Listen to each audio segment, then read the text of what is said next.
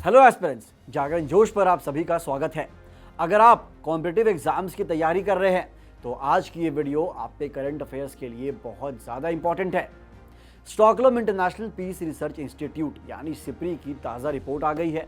इस रिपोर्ट के अकॉर्डिंग भारत अभी भी दुनिया का सेकेंड लार्जेस्ट आर्म्स इंपोर्टर बना हुआ है।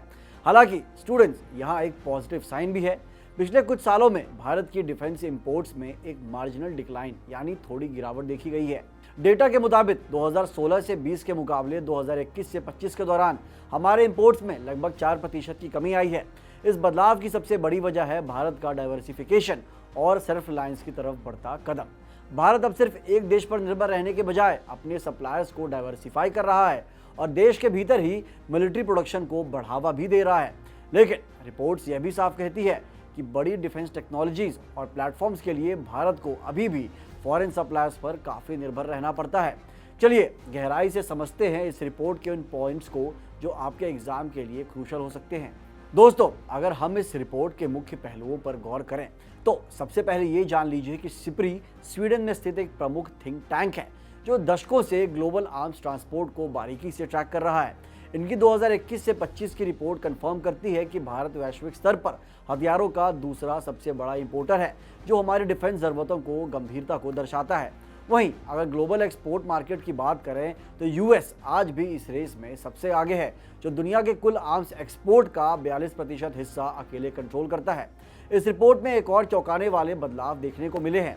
इजरायल ने अब यूके को पछाड़ दिया है और ग्लोबल आर्म्स एक्सपोर्ट की लिस्ट में अपनी पोजीशन और मजबूत कर ली है। एस्पिरेंट्स, ये डेटा पॉइंट्स आपके आने वाले एग्जाम्स के लिए बेहद महत्वपूर्ण है, क्योंकि ये ग्लोबल सिक्योरिटी और जियोपॉलिटिकल के बदलते समीकरणों को दर्शाते हैं। लेकिन एस्पिरेंट्स, यहाँ सबसे बड़ा सवाल ये है कि आखिर यह इंपोर्ट में गिरावट क्यों आई। सिप्री की रिपोर्ट के अनुसार इसका सीधा कनेक्शन है भारत सरकार की आत्मनिर्भर भारत पहल से। डिफेंस सेक्टर में डोमेस्टिक मैन्युफैक्चरिंग को मजबूत करने के लिए जो कदम उठाए गए हैं उनके रिजल्ट्स अब दिखने लगे हैं। आज भारत अपनी मिसाइलें, आर्टिलरी सिस्टम और नेवल प्लेटफॉर्म्स खुद तैयार कर रहा है। इसी इंडिजिनस प्रोडक्शन की वजह से विदेशी खरीद पर हमारी डिपेंडेंसी थोड़ी कम हुई है। हालांकि हमें यह भी समझना होगा कि हम पूरी तरह से आत्मनिर्भर नहीं हुए हैं।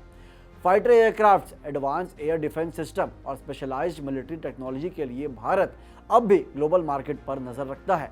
तो एक तरफ जहां हम खुद को सशक्त बना रहे हैं, वहीं दूसरी तरफ कटिंग एज टेक्नोलॉजी के लिए विदेशी सपोर्ट भी जारी है। चलिए अब देखते हैं कि कौन से वो देश हैं जो भारत के सबसे बड़े डिफेंस पार्टनर्स बनकर उभरे हैं। दोस्तों, अगर हम सप्लायर्स की बात करें तो रशिया आज भी भारत का नंबर 1 आर्म्स सप्लायर बना हुआ है। 2021 से 25 के दौरान भारत के कुल डिफेंस इंपोर्ट में रूस की हिस्सेदारी लगभग 40% रही है। लेकिन यहाँ असली कहानी डेटा के पीछे छिपी है। अगर हम पिछले सालों से तुलना करें तो रूस का शेयर काफ़ी तेज़ी से गिरा है। जहाँ 2011 से 15 में यह करीब 70% था, वहीं 16 से 20 में गिरकर 51% रह गया और अब यह सिमटकर 40% पर आ गया है। इसका मतलब क्या है? सीधा सा मतलब है कि भारत अब डाइवर्सिफिकेशन की पॉलिसी अपना रहा है। हम अब सिर्फ एक देश पर निर्भर नहीं रहना चाहते। यही वजह है कि भारत अब वेस्टर्न डिफेंस मैन्युफैक्चरर्स जैसे कि फ्रांस और यूएस के साथ अपनी एंगेजमेंट लगातार बढ़ा रहा है। तो एस्पिरेंट्स, ये शिफ्ट ना केवल जियोपॉलिटिक्स के लिए ज़रूरी है, बल्कि भारत की स्ट्रेटेजिक ऑटोनॉमी के लिए भी बहुत बड़ा कदम है। रूस के शेयर में आए गिरावट का सीधा फायदा फ्रांस को मिला है। रिपोर्ट्स के अनुसार फ्रांस अब भारत का दूसरा सबसे बड़ा हथियार सप्लायर बन गया है, जिसका कुल इंपोर्ट में हिस्सा करीब 29% है। और यह पार्टनरशिप यहीं रुकने वाली नहीं है। आप सभी जानते हैं कि भारत सरकार ने हाल ही में 114 नए रफाल फाइटर जेट्स की खरीद की तैयारी तेज कर दी है। इसके अलावा नेवी के लिए रफाल मरीन और स्कॉर्पिन सबमरीन के प्रोजेक्ट्स भी इस रिश्ते को और ज़्यादा स्ट्रॉन्ग बनाने वाले हैं। वहीं अगर बात करें इजरायल की, तो वो भी एक बहुत बड़ा रिलायंट पार्टनर बनकर उभरा है।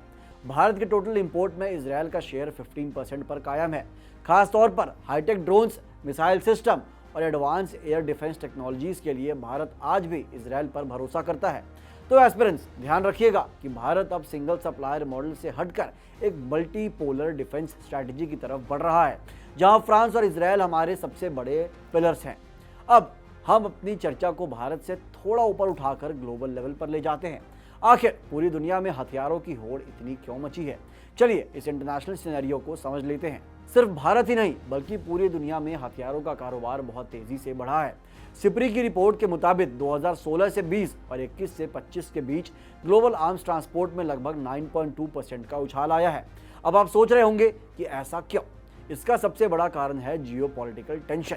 रशिया यूक्रेन वॉर और मिडिल ईस्ट के कॉन्फ्लिक्ट्स ने दुनिया भर के देशों को एडवांस मिलिट्री इक्विपमेंट्स खरीदने पर मजबूर कर दिया है। और इस मार्केट का अनडिस्प्यूटेड किंग कौन है? इसका जवाब है United states of America. America आज भी दुनिया का सबसे बड़ा आर्म्स एक्सपोर्टर है, जिसकी ग्लोबल मार्केट में 42% हिस्सेदारी है। हैरानी की बात यह है कि अमेरिका अकेले 99 देशों को हथियार सप्लाई कर रहा है। एक और इंटरेस्टिंग पॉइंट जो एस्पिरेंट्स को नोट करना चाहिए वो ये है कि यूरोप अब अमेरिकी हथियारों का सबसे बड़ा खरीदार बन चुका है। यूक्रेन युद्ध की वजह से पूरे यूरोप में सिक्योरिटी को लेकर जो डर पैदा हुआ है, उसी ने इस डिमांड को इतना बड़ा बना दिया है। तो दोस्तों, सिप्री की इस रिपोर्ट से साफ है कि दुनिया एक बहुत ही कॉम्प्लेक्स और चैलेंजिंग दौर से गुजर रही है। भारत के लिए अच्छी खबर यह है कि हम अब सिर्फ खरीदार नहीं बल्कि मेकर बनने की राह पर भी हैं। हमारे डिफेंस सेक्टर में आ रही यह पारदर्शिता और आत्मनिर्भरता आने वाले एग्जाम्स, चाहे वो यूपीएससी हो, एसएससी हो या एनडीए के लिए एक हॉट टॉपिक रहने वाली है। उम्मीद है आज की ये वीडियो आपके कॉन्सेप्ट्स को क्लियर करने में मददगार साबित होगी। जाने से पहले आपके लिए एक छोटा सा सवाल, भारत की पहली स्वदेशी रूप से विकसित इंडिजिनस मिसाइल कौन सी थी? अपना सवाल नीचे कमेंट बॉक्स में ज़रूर बताएं। मिलते हैं अगली वीडियो में। जय हिंद।